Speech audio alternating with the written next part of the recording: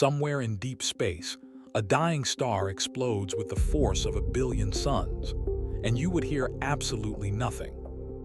No boom, no roar, no rumble rolling across the dark, just total perfect silence. The biggest explosions in the entire universe happen in complete and utter silence.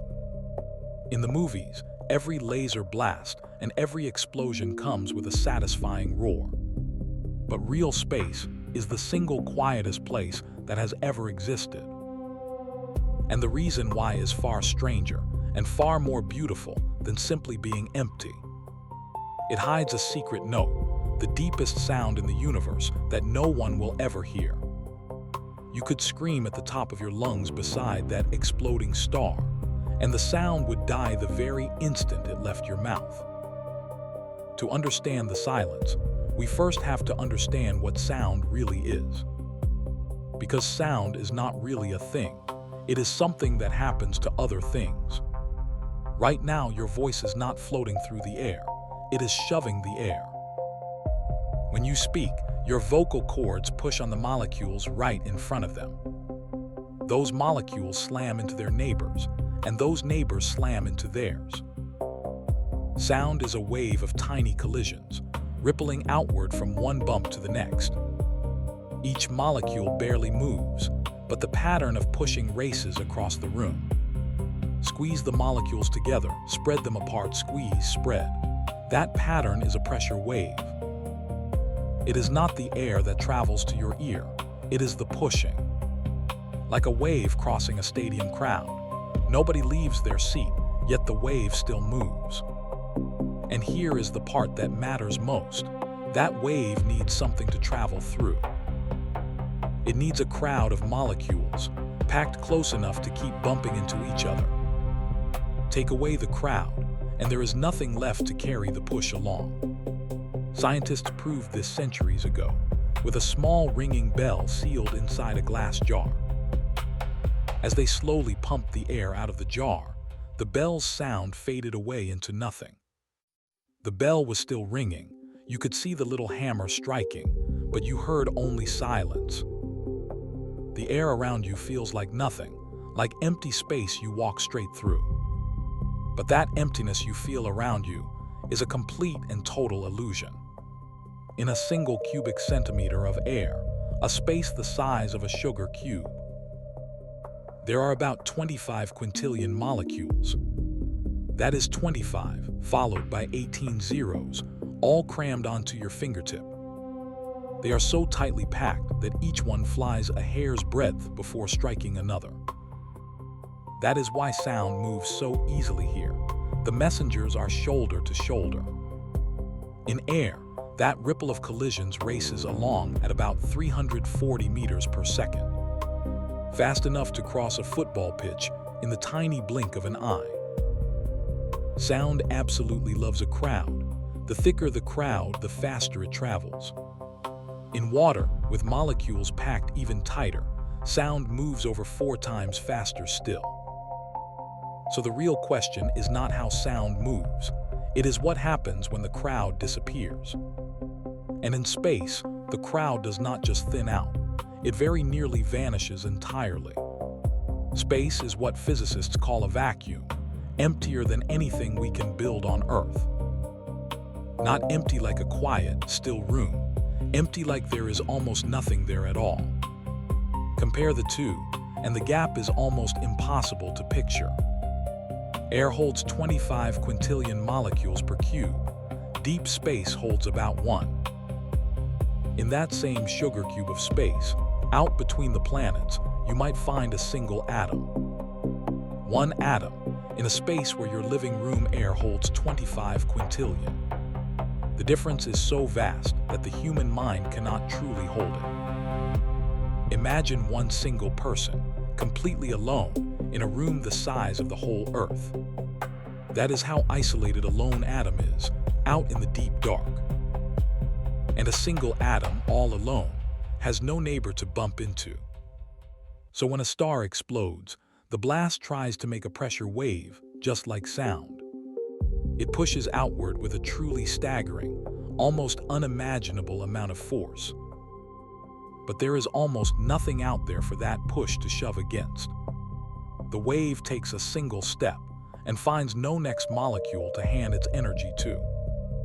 The message has no one to pass it to, so it simply never travels. The explosion is blindingly bright, violently hot, and yet utterly, perfectly silent. That is the answer most people stop at. Space is silent because space is empty.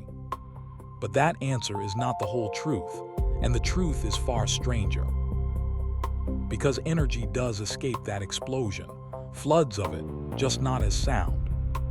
It escapes as light, as radio waves, as X-rays, as electromagnetic waves. And electromagnetic waves are completely different creatures from sound.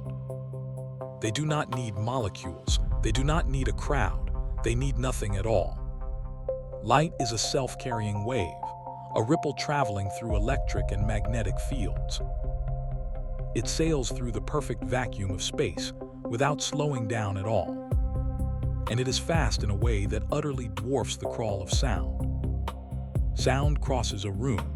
Light crosses the entire Earth 7 times in a single second. This is exactly how astronauts talk, both to each other and back to Earth. Their voices become radio waves, cross the vacuum, and turn back into sound inside a helmet. 2 astronauts, helmets pressed together, could actually hear each other through the vibrating glass. But float them apart, and no scream would ever cross the gap between them. So what about all those eerie space sounds you have heard from NASA? The haunting song of Saturn, the pulse of a comet, the wail of the sun.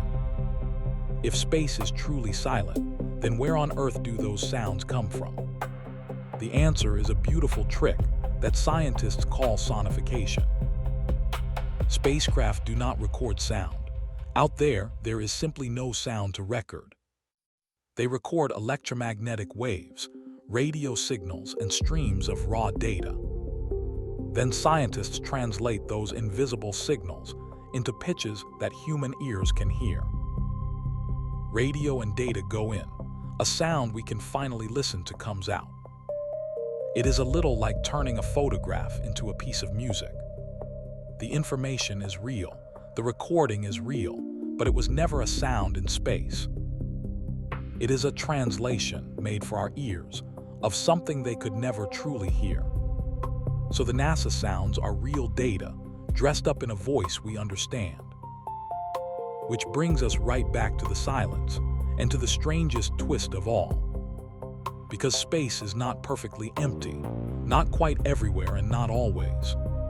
There are places where the thin gas between the stars gathers and slowly thickens. In the enormous clouds that fill a whole cluster of galaxies, matter collects. Still unimaginably thin, still a far better vacuum than any lab on Earth. But just dense enough that maybe a pressure wave could finally crawl through it. And if a pressure wave can travel, then sound in the truest sense becomes possible. You would just need something powerful enough to set the whole cloud shaking. Something like an enormous, supermassive black hole. 250 million light-years away lies the Perseus galaxy cluster. At its heart sits a black hole billions of times heavier than our own sun. And that black hole is doing something truly, deeply astonishing. As it feeds, it blasts out enormous bubbles of gas into the cluster around it. Each bubble shoves the thin gas outward, creating a ripple, a pressure wave. A wave of compression, spreading slowly through the gas, exactly like a sound. Astronomers found these ripples frozen into the gas, in images from an X-ray telescope.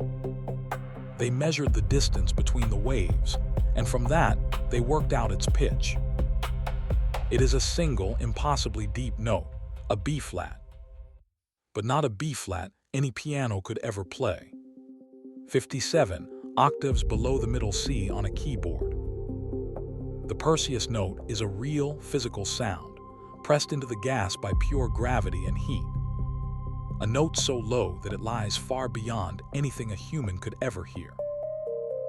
Its wavelength is not measured in meters, but in tens of thousands of light years. A single vibration of this note takes around 10 million years to complete. It is the single lowest note ever detected anywhere in the known universe. And the black hole has been holding it, one endless drone, for billions of years. So here at last is the real truth about the silence of space. Space is not silent because it is empty of energy. It absolutely roars with energy.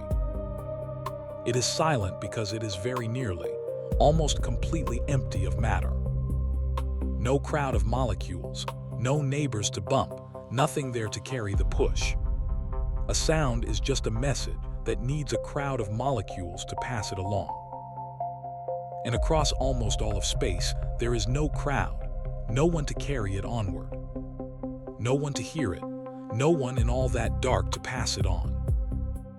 And yet in the thin gas between the galaxies, a black hole is still singing, pressing out the lowest note in the universe, one slow wave every 10 million years.